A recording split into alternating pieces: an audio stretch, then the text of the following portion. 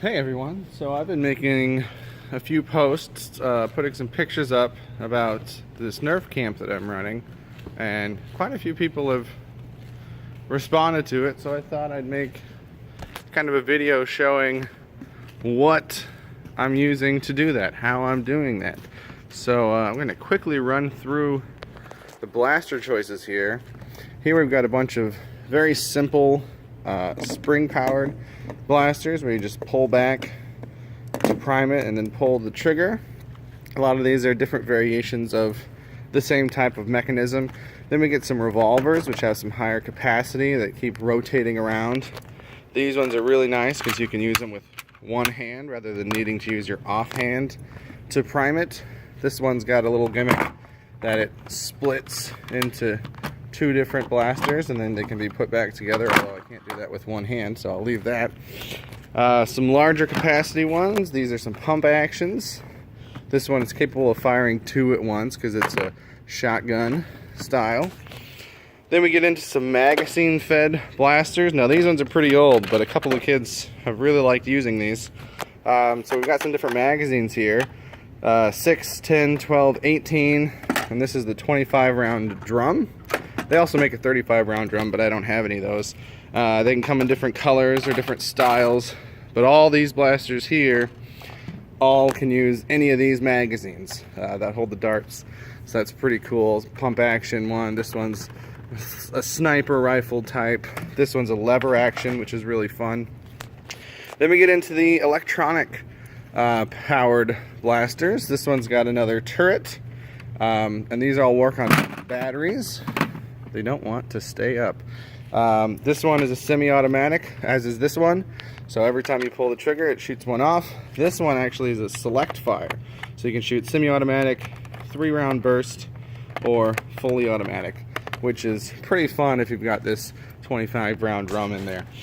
Now we're getting to what are called the mega blasters. So all the blasters down there shoot what are called micro darts, and these red ones shoot mega darts. So they shoot larger ammunition. Now this one is called the dual strike because it can shoot both types, small at the top, large at the bottom. Then we get another kind of basic like what we had down there, holds one at a time, pull the pin, pull the trigger.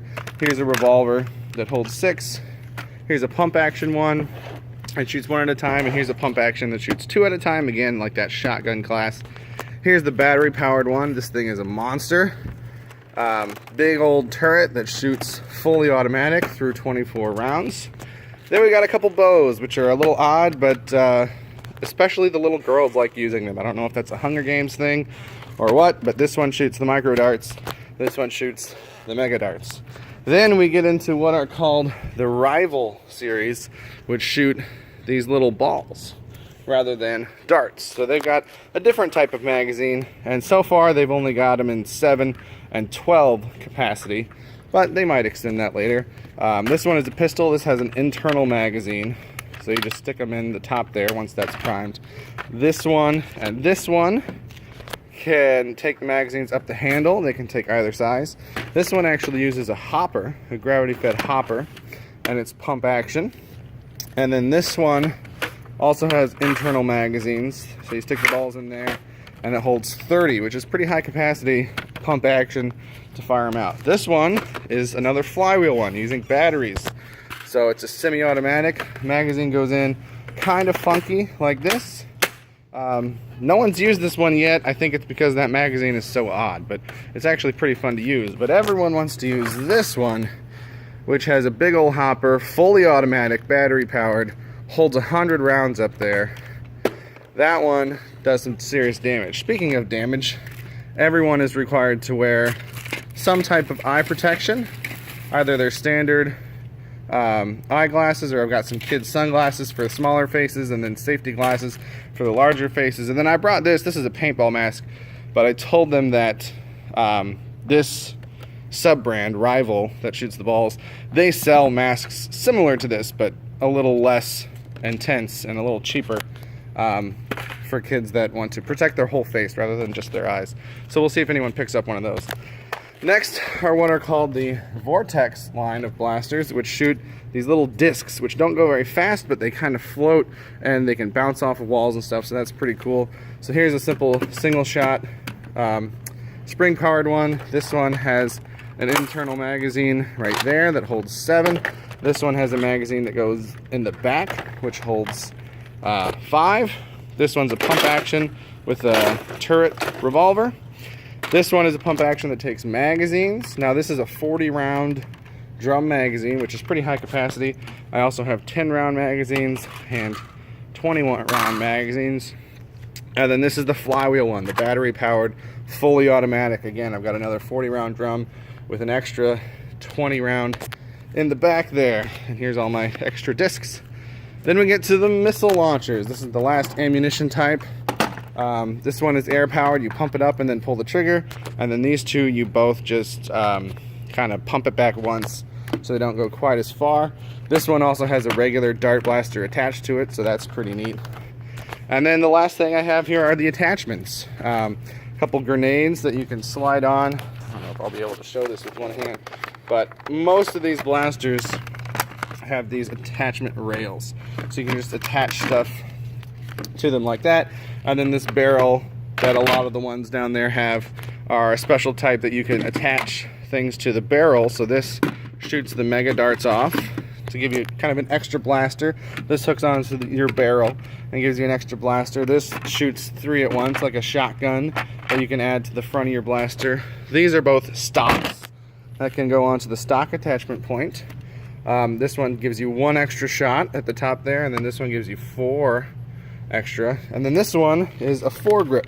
So if the blaster has a rail underneath, you can slide it underneath to work as a foregrip and give you a couple extra shots.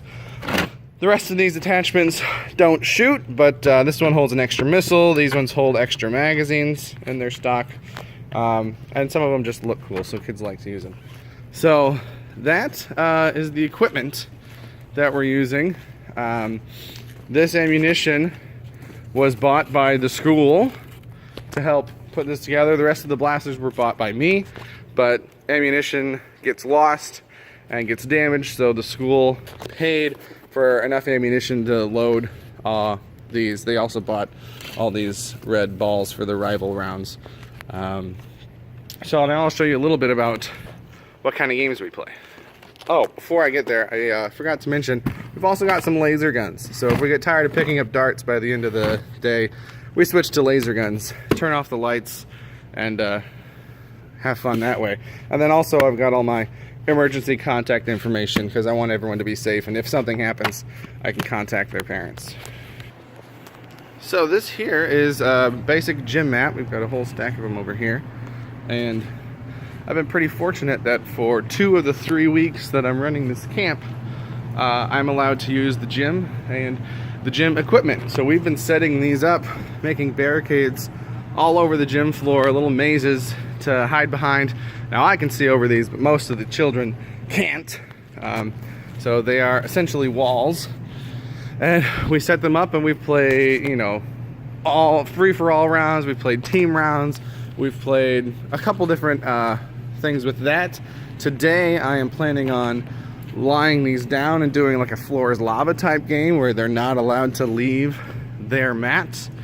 And I'm trying to use these as much as I can while I have access to the gym, because there's a week that I don't and we'll have to be outside. There are some practice jerseys that we've been able to use to identify teams easier. And then I've got a few more things stashed away in this equipment room. We've got some, here are the practice jerseys. We've got some buckets and little like ball pit balls that we use for like capture the flag type stuff, or like see which team can get the most balls of the other team's colors into their bucket by the end of the round. These I made as melee weapons or knives, which Nerf does sell, but they're pretty expensive, and some of their swords have a plastic interior, and if kids whack other kids with those, they can kind of hurt. So this is a pool noodle that I bought for $1 that I cut up into about 20, maybe a little less than 20. And so we've used those for a couple games where certain people can only use the knives, while other people can use the blasters. So yeah, lots of different fun stuff that we're doing. Thought I'd just give that look about